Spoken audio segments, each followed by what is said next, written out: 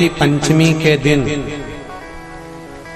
देवाधिदेव महादेव पर चढ़ाई गई शमी पत्र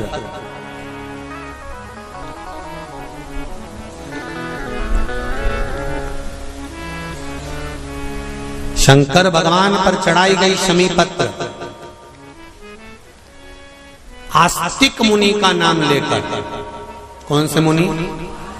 आस्तिक मुनि का नाम लेकर शमी पत्र को वापस उठाकर उसको अपने दरवाजे की चौखट पर कहीं पर भी या द्वार पर कहीं पर भी एक ओर रख देने पर घर के अंदर, बगीचे के अंदर सर्प प्रवेश नहीं करता। ध्यान रखिए, सर्प प्रवेश नहीं करेगा। शमी पत्र समर्पित करने पर, उस शमी पत्र को आस्तिक मुनि का स्मरण करने पर, कौन से मुनि है? आस्तिक मुनि का स्मरण करने पर भीतर घर के अंदर बगीचे में सर्प भी प्रवेश नहीं। उस शमी पत्र में जया, विषहरा, शामली वारी, दौतली और देव, ये पांचों कन्याओं का भाव प्रकट हो जाता है और वो कन्याएं हमारे घर के द्वार की रक्षा करती हैं। तुम्हारे घर की बहन बेटी क्या करती है? तुम्हारे घर की बहन बेटियां क्या करती हैं? घर में बहन बेटी आती हैं तो बद्दुआ देकर नहीं जाती। घर में कन्याएं रहती हैं, बद्दुआ नहीं देती। घर की बेटियां जब दरवाजा छोड़कर शादी कर वाले दिन, विदाई के दिन अगर जाती भी हैं तो बेटियां हाथ में धान भरकर फेंक कर जाती हैं कि मेरा मायका खूब फले फूले, आगे बढ़े। छापे लगाकर चली जाती हैं कि हमने हमारी जीवन की सारी दौलत, जीवन का सारा सुख अपने मायके में दे दिया है। वो बेटियां तो जया, विषहरा, शामली बारी, दौतली, देव, ये उस घर में निवास करती हैं जिससे ये घर में हम रक्षा कर सकते, रक्षा कर सकते।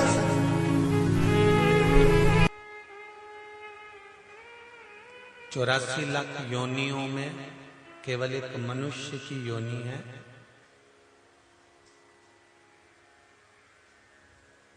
जो 84 लाख योनियों से मुक्त करा सकती है। मेंढक की योनि मिल जाएगी तो हम 84 लाख योनि से मुक्त नहीं हो सकते।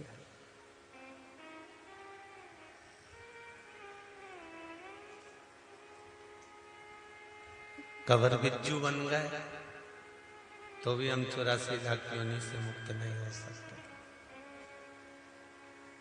बकरा बकरी बन गए तो भी हम 84 लाख योनि से मुक्त नहीं हो सकते।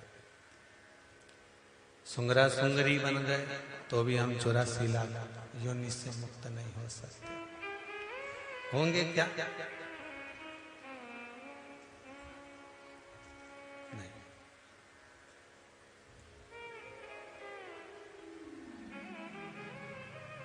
छिपकली, काकरोच, पशु, पक्षी, जानवर, ये 84 लाख योनि से मुक्त करने वाली योनियां नहीं है, पर 84 लाख योनियों से मुक्त करने वाली योनि केवल एक है, वो है मनुष्य का शरीर, मानव की देह। आत्मा हम में भी है, आत्मा उनमें भी है, मन हमारा भी है, मन उनका भी है, पर 84 लाख योनियों से मुक्त करने के लिए केवल एक मनुष्य का शरीर।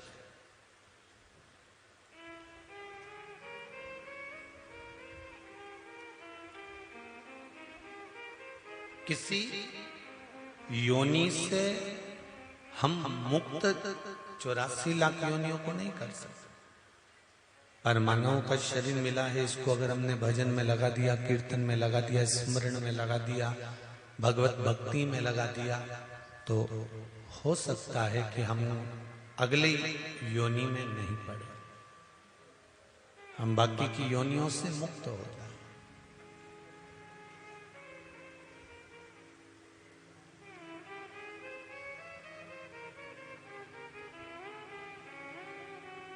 वो कहते हैं ना, तेरे संग चले ना कोड़ी रे, फिर काहे को माया जोड़ी रे। महाराज, अंतिम बिंदु में जब हम जाएंगे, हमारे साथ में कोई कोड़ी, कोई धन, कोई पैसा, कोई कपड़े, अलमारी में रखे हुए अच्छे अच्छे सूट, हेट, बूट, कुछ भी नहीं जाएगा। ना हेट जाएगा, ना बूट जाएगा, ना सूट जाएगा।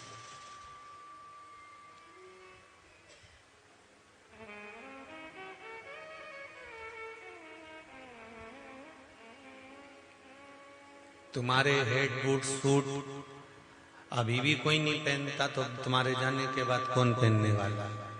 फालतू की बात है। दादाजी के ऐसे जामा, झोल, पजामा, ऐसी लंबी लंबी नाड़ी, अब वो इतना जामा, झोल, पजामा और नाड़ी केवल दादा लोग ही पहनते। उनके बच्चे पहनेंगे, जब दादा निपट जाएंगे तो फिर भी आसक्ति इतनी रहेगी कि दादा भले चले जाए पर पजामा अलमारी में ही रखा है, पजामा सेट कर रखा है। और करना क्या था कि उस पजामे को भी जिसके काम में आ जाए, जिसके कार्य में आ जाए, कोई के पास वस्त्र नहीं है, किसी के पास कोई चीज नहीं है, तो वो वस्त्र उसको दे दिया जाए, जिससे कि वो उसका प्रयोग कर सके।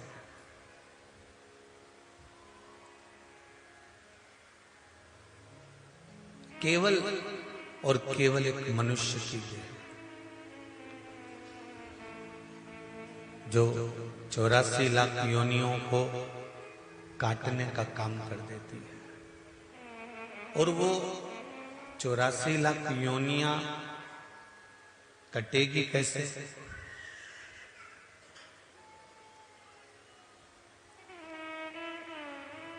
वो 84 लाख योनियां कैसे कटेगी? कि कलयुग केवल नाम आधारा, सुमर सुमर उतरहि पारा। कलिकाल में नाम की आधारशिला को रखकर भगवान का इतना भजन करो, भगवान का इतना स्मरण करो, भगवत भक्ति को इतना धारण करो कि हमारी बाकी की जो योनियां हमें मिलने वाली है वो समाप्त हो जाए।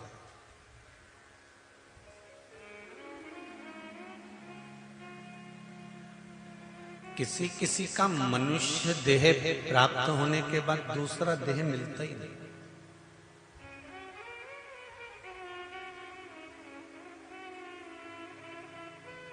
फिर इस योनि के बाद में कोई दूसरी योनि है नहीं। लिंग पुराण में एक बात लिखी हुई है,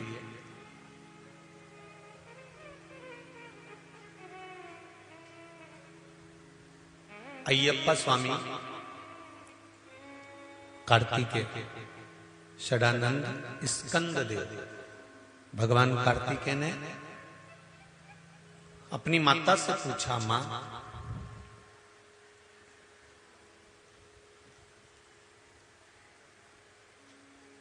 भूमंडल पर जन्म लेने के बाद में मनुष्य की योनि किसी दूसरी योनि में जाए ना, और यह मानव को मुक्ति प्राप्त हो जाए, इसको मोक्ष मिल जाए, इसका फिर कोई जन्म ना होए, उसके लिए क्या करना पड़ेगा?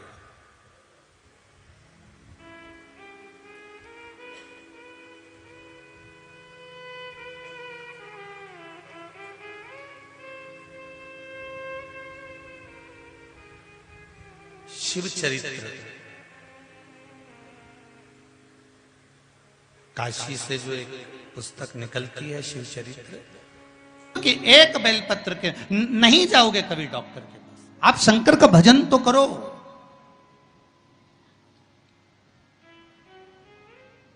सूर्य नारायण भगवान को अर्घ तो दो।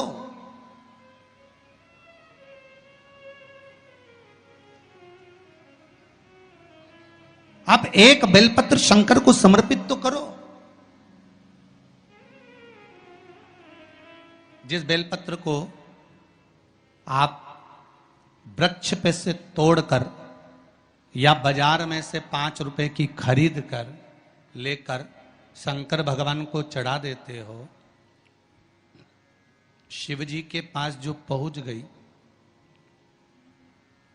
जो अर्पण कर दिया जाता है, भगवान को दे दिया जाता है, वही तो प्रसाद बन जाता है। अरे बोलो जम के।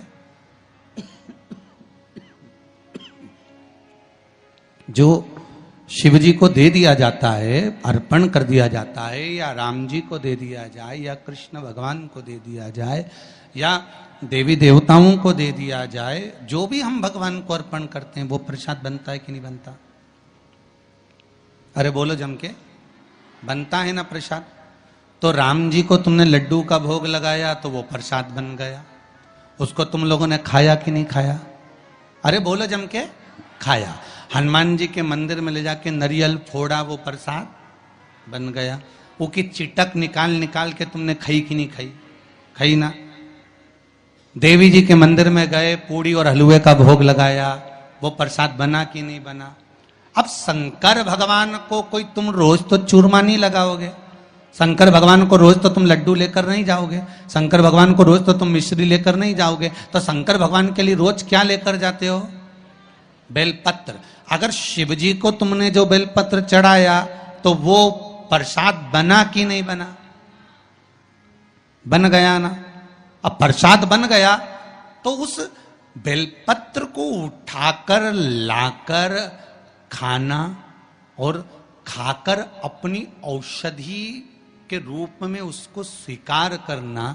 उसके बाद इस शरीर में चाहे शुगर हो, चाहे बीपी हो, चाहे ब्लड प्रेशर किसी भी रूप में हो, चाहे किडनी, लीवर कुछ भी डैमेज हो रहा हो, डायलिसिस चल रहा हो, अब एक बार बाबा को चढ़ाकर उससे विनती कर कर तो लाओ कि हे शंभु, ये तेरे बल पर लेकर जा रहा हूं।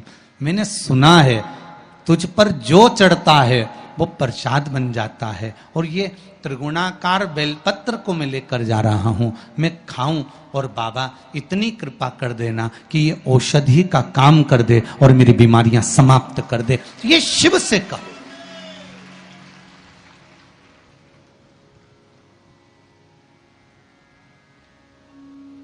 क्यों निर्माल्य बनकर फेंका जाए बेलपत्र को? है कि बचपन में पुण्य कमाना चाहिए, कि जवानी में पुण्य कमाना चाहिए, कि अधेड़ी में पुण्य कमाना चाहिए, कि बुढ़ापे में पुण्य कमाना चाहिए? बोलो रे हिंगोली वालों, तेरा क्या होगा रे कालिया? तुम बता दो कि पुण्य कब कमाना चाहिए? बोलो जी। बचपन में पुण्य कमाना चाहिए, कि जवानी में पुण्य कमाना चाहिए, कि अधेड़ी में पुण्य कमाना चाहिए, कि बुढ़ापे में पुण्य कमाना चाहिए? शिव महापुराण की कथा कहती है, जवानी में जो तुमने पुण्य कमाया है तो वो पुण्य तुम्हारा जवान की जवान बना रहेगा, अंतिम समय तक चलता रहेगा।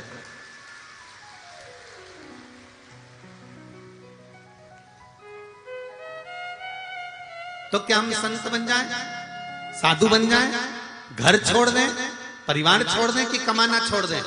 कुछ मत छोड़ो, घर में रहो, परिवार में रहो, कुटुंब में रहो, रिश्तेदारों में रहो, पूरे परिवार में रहो, खूब दिल से तुम कमाई करो, दुकान जाओ, व्यापार करो, व्यवसाय करो, कर्म करना है पूर्ण कर, पर उस काम के साथ में थोड़ा सा भगवान का भजन करते चलो, तो वो जवानी का पुण्य तेरे अंतिम समय तक काम आ जाएगा। जवानी का पुण्य। अब किसी के मन में आएगा कि गुरुजी तुम कैसे कह सकते हो कि जवानी का पुण्य अंतिम समय तक काम आएगा? तुम किस शर्त पर कर सकते हो? तो घर में जितनी बुजुर्ग माताएं हैं, घर में जितने बुजुर्ग भाई हैं, इनसे पूछ लेना, जवानी का खाया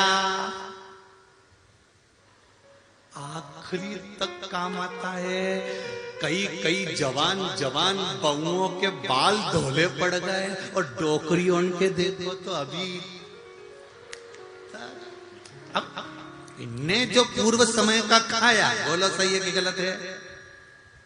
ये जितनी वारकरी संप्रदाय की जितनी यात्रा निकलती है ना पांडुरंगा विठल के नाथ जाने के लिए, जितनी भी मेरे निकले, जितनी यात्रा निकले, इसमें जवान माताएं या युवान बहन भाई तो बहुत कम रहते हैं, सब डोकरा डोकरी रहे। तो कई लोग इनको देख के आश्चर्य करते हैं कि बताओ 75 साल की, 50 साल की, 40, अभी अभी कथा थी परली बैजनाथ में, एक 75 साल की माँ 7 दिन तक एक जगह पर खड़े होकर कथा सुनती रही। आपने टीवी पर भी देखा होगा उसका।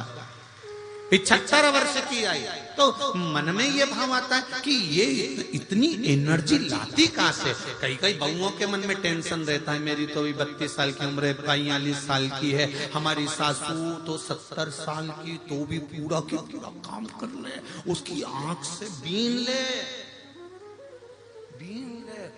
उसकी आंखें भगवान ने ऐसी बना के भेजी है, भगवान जाने मेरी सास की आंख जरा सी देर में देख ले कि क्या गड़बड़ है। इतनी एनर्जी कहां से आई?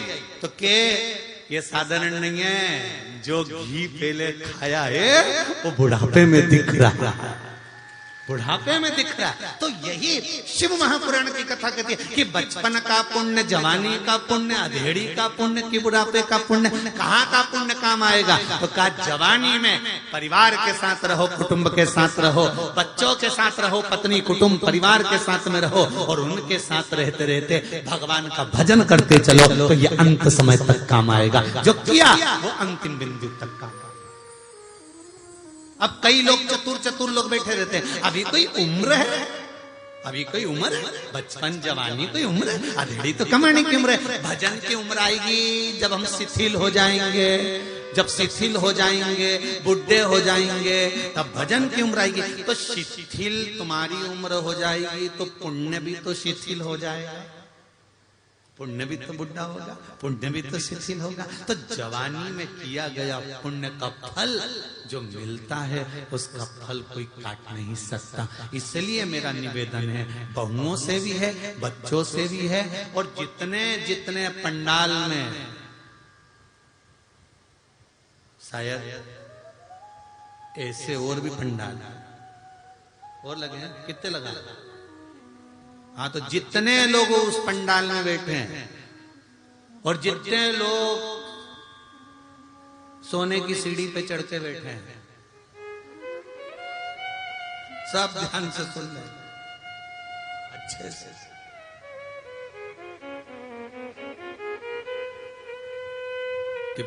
पुण्य कमाई करो, दुकान जाओ, व्यापार करो। कभी इस व्यासपीठ से हमने कभी ये नहीं कहा आपसे कि आप अपना कर्म मत करो, बोला कभी? हमने एक ही बात बोली, खूब काम करो, खूब कमाओ, दिल से कमाओ। तुम कमाओ, किसी को दान करो मत करो, किसी को दो मत दो, पर अपनी कमाई का थोड़ा सा अपने ऊपर भी खर्च करो, जिससे तुम्हारा जीवन अच्छा रहे, तुम्हारा जीवन अच्छा। कमाया कमाया कमाया कमाया, आखिरी में यही छोड़ के चले गए। तुम गए, वो 12वें के दिन नुक्ती, पूरी और चने की सब्जी खा।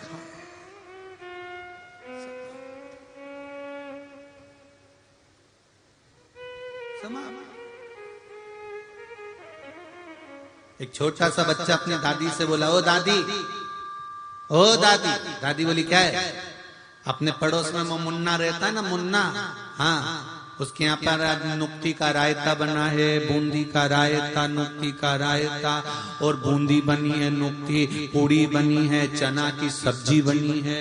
दादी उसके यहाँ पर सब कुछ बना है, मालूम है? इतने में दादी बोली, बेटा उसकी यहाँ तो आज बनेगा, क्योंकि उसकी दादी का आज 12वां है। इतने में बच्चा दादी का गाल पकड़कर बोला, अपने घर कब बनेगा? दादी ने एक धरके दिया, मेरे को मारने की प्लानिंग कर रहा।